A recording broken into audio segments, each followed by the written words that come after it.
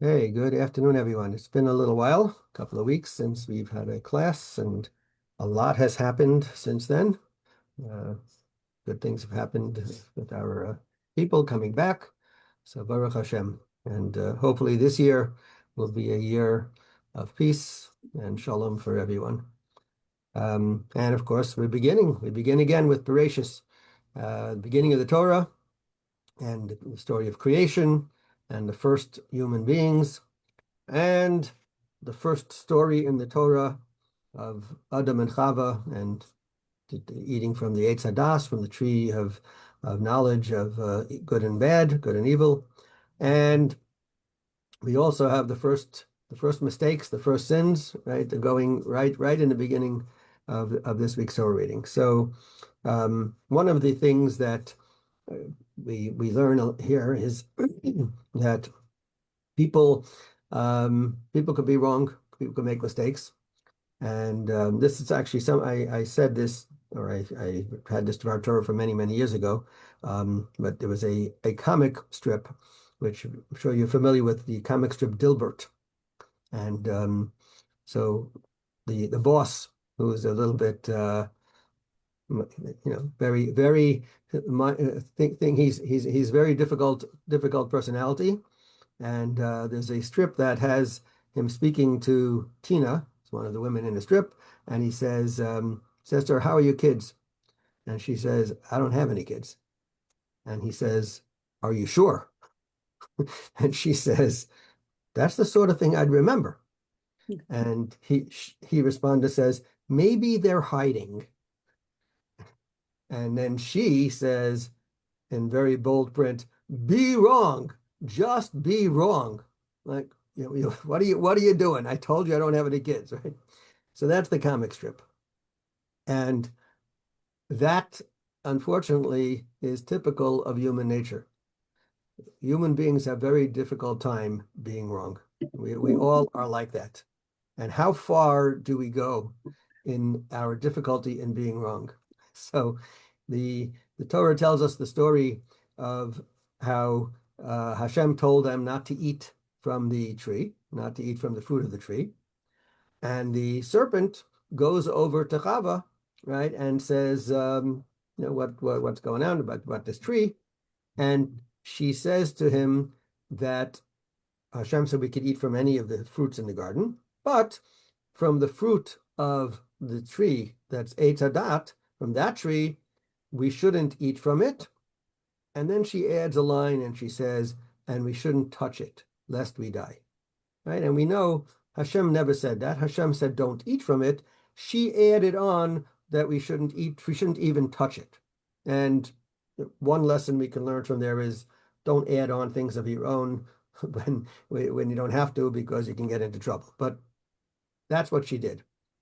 This snake says, no, no, you're not going to die. It's not going to happen. Hashem knows what's going to happen is you're gonna eat from it, and you'll become like God. And then says, oh, she saw it was good and she decides to eat from it to give her husband, etc. Rashi tells us that what happened is that the snake pushed her into the tree and made her touch the tree. He pushed her against the tree. Therefore, now she touched the tree and she said, "Ha, you see, you touched the tree, you didn't die. You see, don't worry about it. You can eat it also." That's Rashi tells us what happened. And it seems a little bit strange because she knows that that's not what Hashem told her. She knows that touching the tree, just because she said it doesn't mean that that's what happened. She knows that she was only told not to eat from the tree. So why would she think that when she touches the tree, she's going to die? And now, oh, look at that. I didn't die, so I can eat from the tree. Where did that come from? So one of the commentaries on Rashi, the Sifsei Chachamim, says that, what happened is that, and she said, even if she did think that she would die from eating it and touching the tree, she was pushed. It wasn't her fault. It wasn't her fault. Why should she be blamed for something that wasn't her fault? right? So why would she think that she was getting in trouble, even if, let's say, somehow she got confused? Why would she think that she was going to die when it wasn't her fault? And the answer that he gives is that she thought that the reason that they were going to die was because the tree was poisonous. She thought, oh, the tree was poisonous. That's why she shouldn't touch the tree. And that's why eating from the tree was a problem. And so she said, okay, the tree's poisonous, so shouldn't eat it because it's poison. And even if you touch poison, you could also get in trouble, and that would be a problem. But problem that then doesn't make a difference whether it's on purpose or accident. You touch the tree, you're dead. Oh, I didn't die from touching the tree. I'm not going to die from eating the tree either because it's not poisonous. And that's why she ate. A little problem with that. That's his answer. There's a little problem with that logic. And that is the following. She knows what's going on, right? Why didn't she say like this? You know what? The tree's not poisonous. God told me not to eat from the tree, right?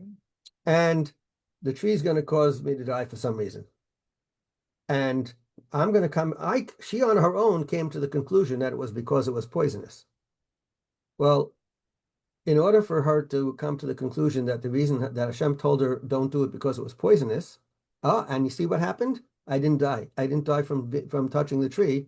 So what does she come along? She says, oh, I guess God lied. God must have lied because I didn't die from touching the tree. I'm not going to die from eating the tree either. So I'm going to eat from the tree. That is what she came to that conclusion. But there's a problem with that. Why should she think that God lied? Why wouldn't she just think, oh, you know what? There's another problem with the tree. Not because it's poisonous. There's some other reason why I shouldn't eat from the tree. Why'd she come to that conclusion? And therein lies the rub. And my Rosh Hashiva explains is that that's the problem with we human beings. When we come to a decision, a conclusion, I say, this is the way it is.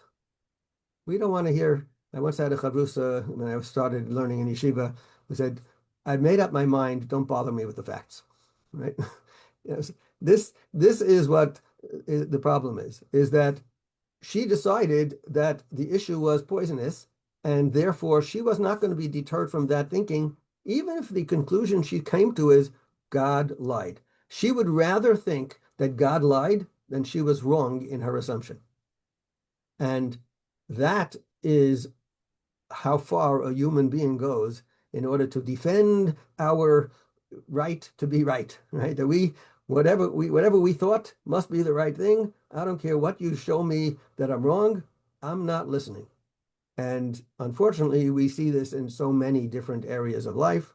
We see it in our small relationships that we have with the individuals, little things that go on, and we see it on the big stage as well. How many wars have been fought? How many other big catastrophes have happened because someone could not admit that they were wrong and was going to go to their death fighting for their right to say that they were right, even in the face of obvious conclusion that they were not correct. And therefore, it's something we have to be cognizant of in order to be able to recognize that, you know what, we could be wrong. There's a very good chance that if someone else who is, first of all, if God said it for sure, but if someone else who is very smart, or many, many people who are very smart are saying something, maybe we need to take a very long look at whatever our opinion was, and maybe it was incorrect.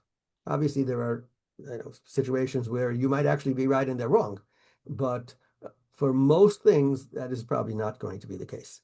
And therefore, for the sake of your own peaceful coexistence with your fellow family members, your fellow workers, your fellow congregants, whatever it might be, when you see that you're the only one insisting on a certain thing, very carefully rethink your position, and most likely you would be willing to acknowledge that you are incorrect, and you will have a much more peaceful existence.